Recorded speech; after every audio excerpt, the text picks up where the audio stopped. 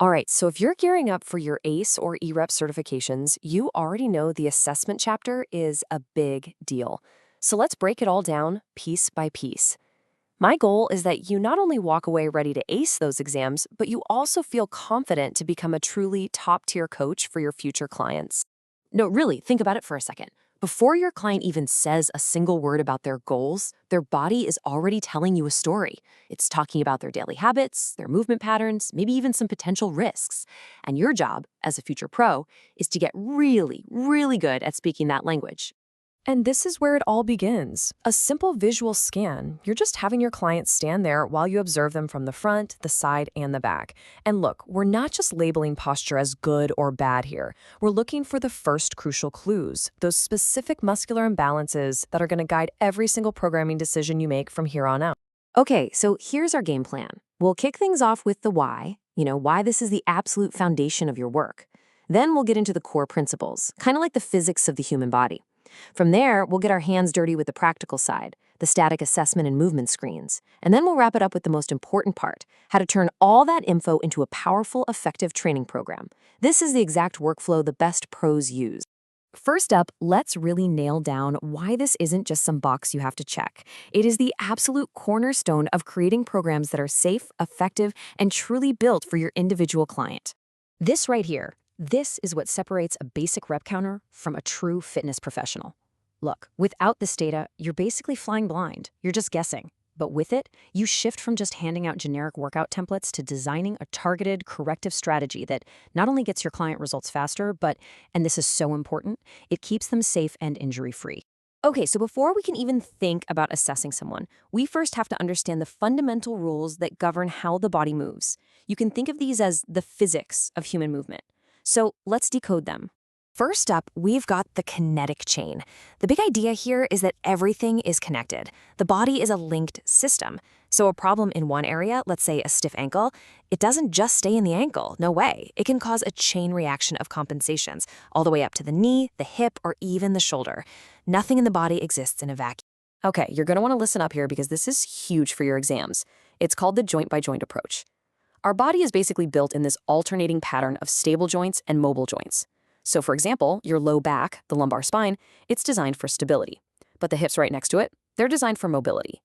The breakdown happens when a mobile joint gets stiff and then a stable joint is forced to move too much to pick up the slack. That's a recipe for trouble. And that leads us right into the length-tension relationship, which explains why posture matters so much at a muscular level. See, every single muscle has this sweet spot, an optimal length where it can generate the most force. But when bad posture holds a muscle in a constantly shortened or lengthened position, it gets weak. So get this, a tight muscle isn't a strong muscle. Nope. It's actually a weak, dysfunctional muscle. I want you to think of this like a game of tug of war. For a joint like your pelvis to stay nice and neutral, the muscles on the front and the back have to pull with equal force. But what happens when one group, like the hip flexors, gets all tight and overactive? Well, it yanks the opposing team, the glutes and hamstrings, into a stretched out, weakened state, and that pulls the entire pelvis right out of alignment. All right, enough theory. Let's get our hands dirty. This is the practical stuff you'll be doing every single day. How to actually do a static postural assessment and what common deviations you're looking for. Time to put on your detective hat. Your number one tool is this imaginary plumb line, which represents perfect skeletal alignment. Your job is to compare what you see in your client to this ideal, hunting for those common deviations like lordosis, that's that excessive curve in the lower back, or kyphosis, which is that classic rounding of the upper back. Every single deviation tells you a story. Okay, see this table? Screenshot this. Memorize it. This is pure gold, not just for your exams, but for your real-world programming. It's the critical link. It shows you exactly how to connect something you see, like lordosis, directly to the muscles that are tight and need stretching, and the opposite muscles that are weak and need strengthening. This is literally how you build a corrective plan. And now for a really, really important distinction. You gotta know your lane. As a trainer, your job is to address the correctable stuff, imbalances caused by habits, lifestyle, and training. But if you suspect a non-correctable structural issue, maybe from an old injury or a congenital condition, your professional responsibility is to stop and refer that client to a physical therapist or a doctor. Knowing your scope of practice isn't a limitation. It's the mark of a true professional. So, a static picture is great, but it's just one piece of the puzzle. It's a snapshot. Now we need to see how those imbalances we found actually play out when the body starts moving. And that's where we screen the 5 primary patterns of human movement. Listen, for your exams, you've got to know these 5 primary movement patterns. No way around it. And why? Because pretty much every single exercise you do in the gym and every movement in daily life is just a variation of one of these 5. When we screen them, we get to see how those static imbalances we just talked about actually show up when the body's in motion. First up, the bend and lift screen, which is really just a fancy name for a bodyweight squat. Now, when your client does this, you are not a rep counter. You are an investigator. So from the front, what are you looking for? Are the knees caving in? From the side, are the heels popping up off the floor? And, this is crucial, what's starting the movement? Is it the hips going back, showing good glute dominance? Or are they just breaking at the knees first? Every little thing you see is a vital clue. So what's a good one look like? Well, from the front, you'll see the knees tracking right over the feet, not caving in at all. But here's the money shot, the side view. See how the angle of the torso is almost perfectly parallel to the angle of the shins? That's the jackpot. It tells you your client has good mobility in their hips and ankles, and that lets them squat efficiently and safely.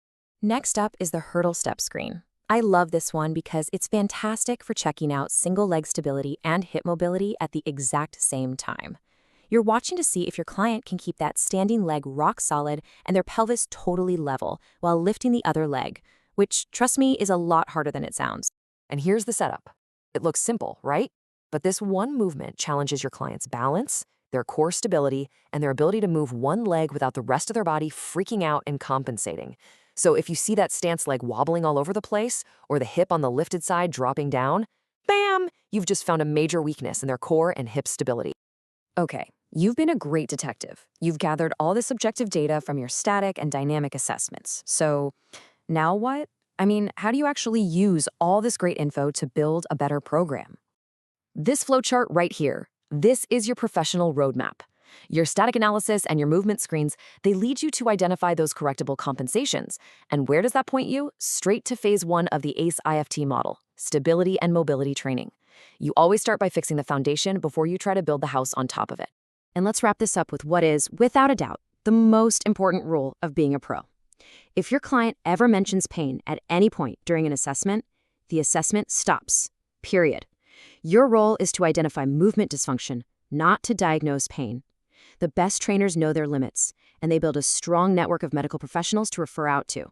That is how you provide the absolute best care for your clients. Look, mastering assessment isn't just about passing a chapter in your exam. It's the one skill that's going to elevate you from someone who just leads workouts to a coach who truly changes how people move and feel. You can see the imbalances now.